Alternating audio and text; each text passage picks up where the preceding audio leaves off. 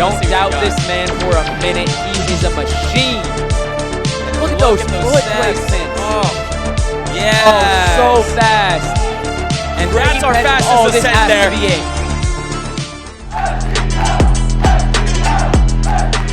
it. Let's check out the men's speed standings. All right, so in first place, we got Tanguy absolutely dominating, 3 points ahead of the pack. In first place with 18, followed by Ed Scott with 15 points, and Ramon Lamartin in third with 12 points, tied with Rob Schill and Michael Sliger. Joe Unruh holding down that 6th place slot with a score of 11. And remember, we are looking at rank points. There are 6 people in this round. That means you come in first, you get 6 points. And these men's speed competitors were cooking it across those bars at the end. I think just about all of them will be striding across those, potentially even just hitting a single stride and hitting the gap. I am curious what different approaches we'll be seeing up the purple wall. But I do believe all these competitors will be going the high road. Yeah, I'm also curious over towards the end where we saw some deviation in the women, some going down, some going up. Will the men decide to go over the L straight to the bars, or are they going to go the longer route behind and then over the bars so that you stay low? Like, are you dropping from the L to bars, or are you going over to the ground and then to bars? So you could go around the side of the L? Yes. So, wow. So we only have the 2 yellow flags. So once you're off of the top of the purple, we have 2 remaining yellow flags. As long as you're towards the wall, you're safe. Okay. Which leaves a ton of different options. And I specifically, actually, I didn't mean to miss speed practice. We were just really, really busy this morning. Yep. But I didn't watch speed practice, so I am going to be completely surprised by everything we see. Up first, Joe Unruh. Got a damn hot dog in my mouth. Currently in 6th place, Joe Unruh is going to have to do incredibly well if he wants a shot at podium. First place is just about out of the question for him, aside from possibly a tie if Tanguy gets absolute last place in this event. And Joe Unruh, deceptively fast. Doesn't immediately strike me as like a fast guy, even when I'm watching him, but then all of a sudden he's at the other end of the course after you've blinked once. Yeah, he is so scrambly as well. Like, not quite as refined of a mover as far as, like, if you look at somebody like Rob Schill, where it's very obvious every step is calculated. Joe just moves so fast and trusts his body to kind of go into the right place. He has it thought out, but he's going to be redlining, as we talked about. We're just moving a bit faster than his body can keep up with. Call that man eggs, because he will be scrambling. That one's for free. You can use it in your own life if you like. That's right. You could even, you could start bringing eggs to a speed competition, because scramble. And there's some of our wonderful spectators, our VIP tables. Those are some young buses from the Origins community. They are sick, up and coming. We got one of our judges. Shout out to them. Chris Hollingsworth right there. Oh. Hey, there's the homies back there. What's up? Got the Saskatooners from my hometown. And we got the Pody Boys with them as well. Got some more audience over there. Hey, what's up? We got Kaylin and Reagan Chan hanging out. Kaylin, almost a shoo-in for Style Podium this year. Yep. Cannot wait to see what he's got planned for Big Trick. And what's he doing with his leg? Is that a suction cup? Whoa. He is living his best life, is what he's doing with his That's leg. right. Well, who am I to judge?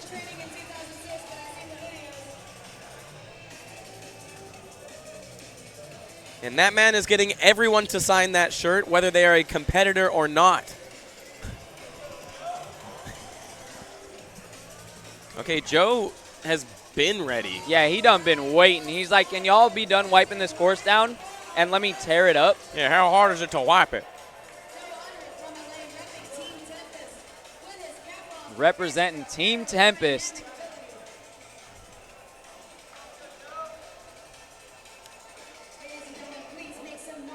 He has got his work cut out for him. He needs a great showing here on the final course.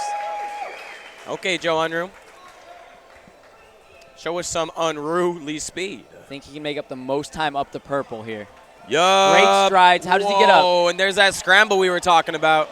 Ooh, nice work. And over Going the around top. the outside like I was looking to see. Woo! Nice strides across. Okay. 10.787. Holy, we're going to see some sub 10 times. Wow. And Now- it's over. Yeah, I'm going to have to watch that back here when we get the replay because that went very fast. 10.787.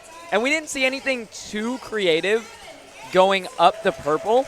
It was just a straight up scramble. And it worked out. It maybe lost him a little bit of time right here as he gets to the top. Looks like he tried to come up a little too early and hit his butt. Yeah, hit his lower back. You can Slowed him also down see a that bit. bottom foot was sliding as he did that ascent. I think maybe he had forgotten where it was. Maybe he had imagined it was on top of the bar. Yep. And right at the end here, you can see him jump up instead of propelling across those bars, being a little bit safer, but also slower. Next on the course, we got Ramon Lamartine. He's been working with a bit of an injury. Yeah. He had I think he had undershot yesterday's speed course, the jump to the gray wall. Yep. He was consistently undershooting it in practice, and then again, consistently, he hit it in the actual run itself. Battering his heel, but he has been working hard on using his left Oh. foot to propel him instead of the right foot. Oh, look at that. You can see there, he's been practicing not using that injured leg. Whoa! But did that spin Oh. cost him? Yeah, look at he's limping on that thing. All good, Ramon. Great work still. And as I said, they have been putting in big work on practicing and drilling to put most of his weight onto the left foot. And we really saw it come into play as he came down off of that purple wall, dropping to his left foot, literally ghost striding down. Even with that injury, getting a time of 11.764, I would be looking more like a 101 seconds. If I had an injury, I'd be slinking and slugging my way through it. You can see every single time he's taking impact, it is on his left leg. 1, 2, 3, all left, all left. Yep. Only propelling off of the toes on his right foot. Yeah. So not only does he get a very respectable time, but he does it with basically a single leg. Whoa. Whoa, a little spin slap there. All right, Rob Schill with one of our favorite moments in SPL 2 with that penguin slide to Kong yesterday. The wizard, Rob Schill, absolutely exploded this room yesterday. Can he come up with something again here today to push him into first? Oh, look at him. Big smile on his smiling. face. No stress, never. Yeah, and Look at those foot steps. placements. Oh, yes. Oh, so fast. Oh, buddy, we're about to see a sub Striding 10. down to the bar. Yes, Rob! Oh, so close to a sub 10. 10.070 with that amazing footwork coming out of Rob Whoa. Schill, the wizard. Jeez. Damn, and a bold choice, the downstride from the L wall. And that's exactly what I was talking about. Will the athletes go up to the, and you can see from the purple, he's going down onto the raised platforms and then striding across the L straight to the bars. Dude. And look how smooth this pendulum up is. Whoop! Just Goes impeccable over footwork. the top, directly into two strides, straight to the bars. Just a hair of an absorption, but you need that there. Yeah. There's nothing else you can do. No way that you're going to be striding out of a down jump from that L wall.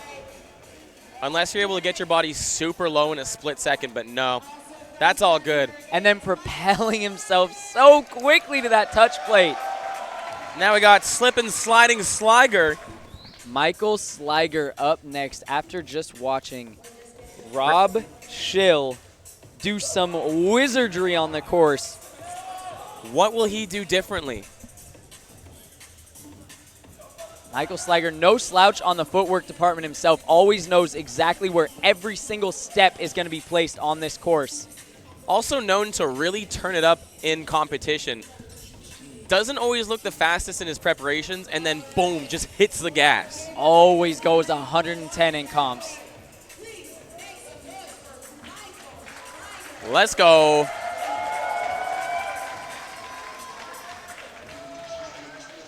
And no slouch in high-pressure situations like this. Always comes to the plate and performs. Okay, looking very strong so far. Similar pendulum. Yep. Very similar route here. Maybe a little bit faster towards the end with a 9.580. Sub 10. Let's go, Michael Sliger.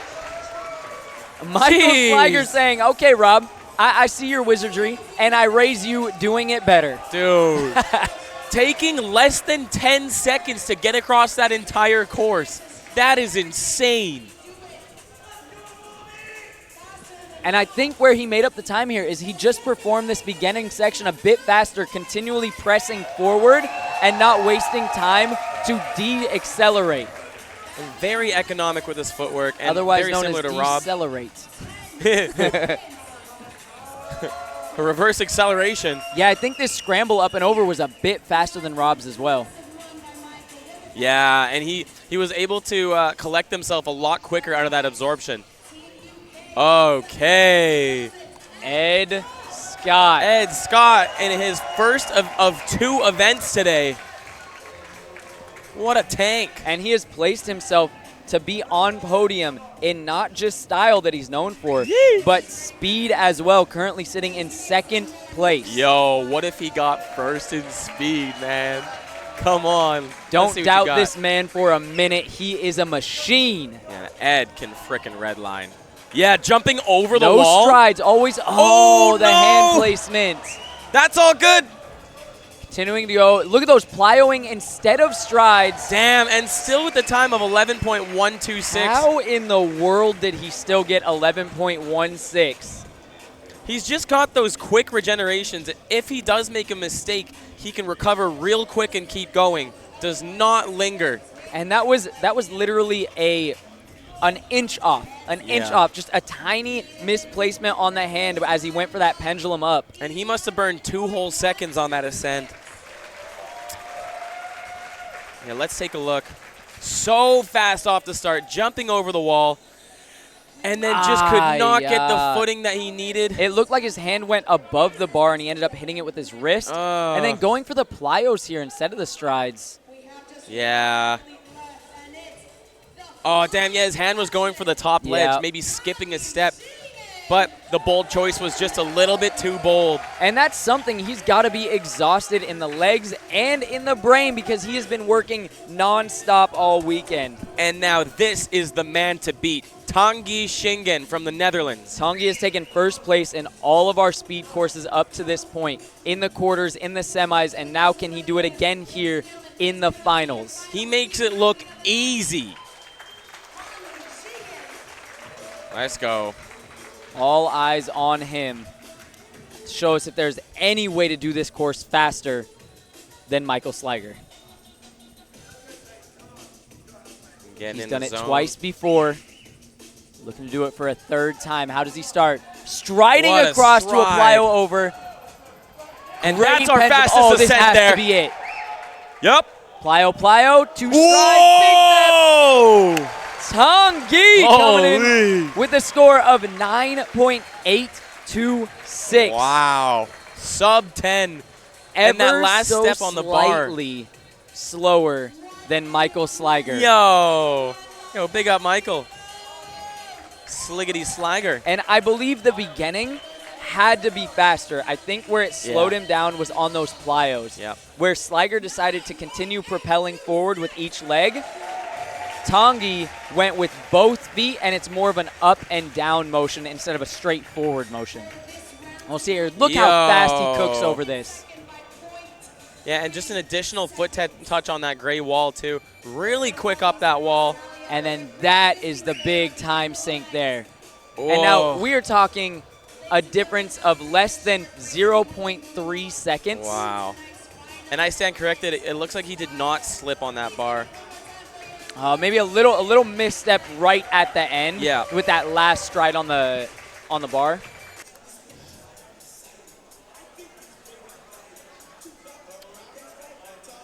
All right, this is a little bit from yesterday, I believe. And the Wizard himself. Here we go. Yesterday. Joe Unruh starting things off. And a really good time coming out from Joe. Honestly, it looked like nobody had a perfect run except for Michael Sliger. Yeah, I think for Joe there, deciding to go around the L block instead of precisioning down to it, that seemed to cost him a lot of time. Yeah, it gave him the angle, but it didn't necessarily give him the speed. Yeah, and he really had to slow down around going on the outside. And then Ramon over here, again, using just that left leg. And only 1 second behind the next competitor, even with that injury. Yeah, you can see it's all absorption. He doesn't get to propel himself forward on the way down, and that costs a lot of time in these events. Let's go, Rob. Dang, Rob was Wow. schmoovin' right there, actually. Yes, he was. A little bit slower on that two-hand climb up there. Yeah, just one additional foot touch, and every point of contact is another possibility for and drag. You can really see a slowdown on that precision. And then Sliger with a perfect run. Taking an extra step there that Rob skipped. Yes, and his foot goes right up to that ledge. And this is the real-time makeup. Yeah, Yeah. that no pausing. Lands and steps forward onto the next bar. And now Ed Scott just with that critical mistake. Ed may have been the fastest here in the beginning. And he was reaching for the top ball Yeah. and just missed it. I don't think getting hand to the top helps there. No. I think it was just a mistake, a quick little brain blip where he knew he had to reach up and his brain went to the top.